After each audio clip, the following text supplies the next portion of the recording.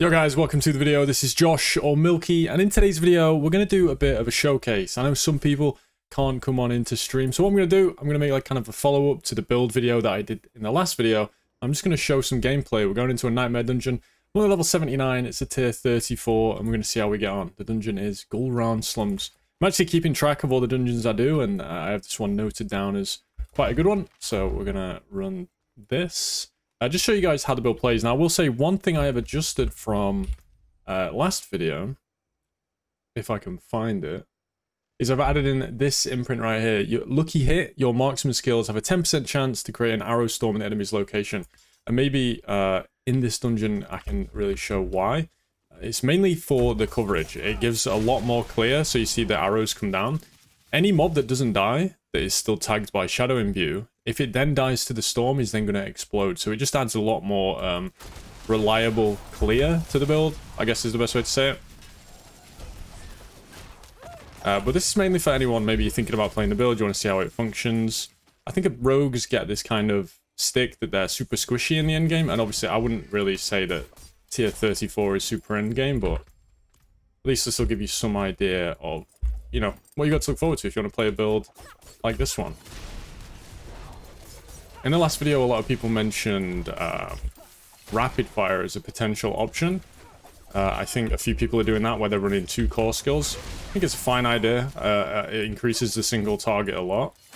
I've just never felt the need for it. I've never been in a situation where I felt I was really lacking single target. I don't know if it's just because I got lucky with my offensive gearing options or what, but just never felt like a problem at all. Even with a butcher at this kind of tier, it doesn't take me long at all. Bosses, same thing. So what level are these mobs actually? 88. So the mobs are actually 9 levels above me. I would not recommend going this far out of your actual level range, but for the sake of showing you guys, we'll do it. Ooh, my unstoppable proc there, that was kind of rough, got stunned.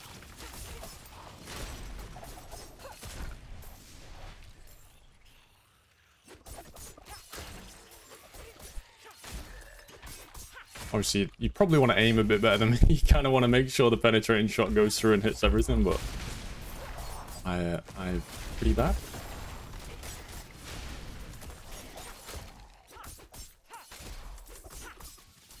I'm not currently sure how far I want to take this rogue. I think, obviously in the last video I did mention that I was going to be playing more rogues, and I absolutely will, but me and Palsteron came across a pretty cool druid build, so we're trying that out for the time being, and we'll come back to the rogue later on. But stay, look out for that, because we've got a cool leveling build that we used. Problem with druid is it seems to have so many powers that aren't accessible through the codex. It makes it kind of difficult to start one. So we can't actually play the build we want to play straight away. So we had to come up with some form of builds that we can farm on, and we actually found a pretty good one. We'll make it a video on that in the future. Yeah, I'm having some fun with this game. I think that they must be. I feel like they're definitely saving some end game content for the launch. Let me know what you guys think, because the end game does feel a bit dry. I would love to see more like world content, or I don't know, just some form of other mechanics in the end game. But I mean, for right now, everyone's getting started, so the game's only just launched. I'm not really complaining, but there's gonna be some cool stuff for season 1. Looking forward to that. I'm not looking forward to doing my renown again. I can tell you guys that.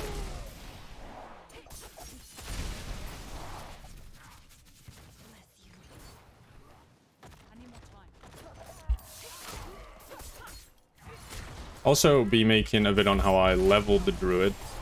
Me and Paul got to level 50 in an hour each. So we boosted each other with power leveling, and it took us both an hour to get from level 0 to level 50. So I'll make a video on that as well. The method we used, obviously it requires you to be playing with another person. So it might not be applicable to everyone, but for the people that... I'm gonna do it. Oh, I'm okay. People that have a duo, or maybe you can find someone on the Discord or Reddit or wherever people communicate in this game, maybe just in world chat, I don't know. You can definitely level up really, really quick in this game. I think we're already up to level 70, and we made the characters yesterday, so pretty good.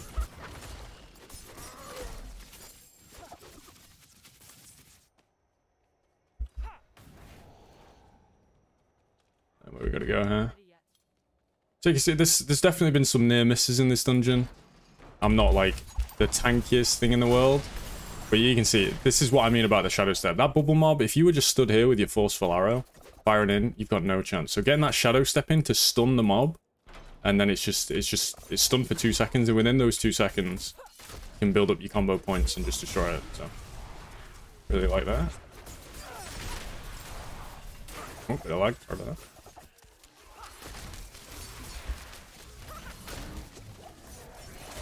Yeah, this is a kind of a different video than I normally. You can't really do this with PoE because maps are so much faster. I feel like dungeons are more applicable to this kind of video. It's like a little commentary. Kind of reminds me of the old days when all YouTube was people playing a game of Call of Duty and doing a commentary over it.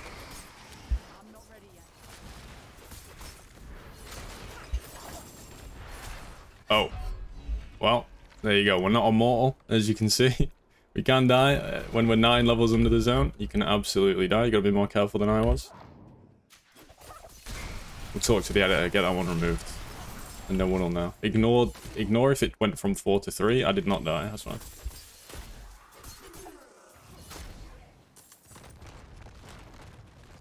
I don't know, if any of you guys know how this works. So Nightmare Dungeons obviously increase the difficulty of the mobs. Which is obvious by giving them additional levels and what have you. What does it do in terms of loot? How does anyone have concrete like info on what it actually does to loot? Do you get MF? Do you just get... Is it more mobs, so more loot as a consequence of that? What is the actual... what's actually going on with the loot when you go up in tiers? If anyone could let me know that, I would be very much appreciated. Alright, let's go down to the boss. A lot of people said they wanted to see some boss damage, so... Let's see if we can teach this guy a lesson real quick.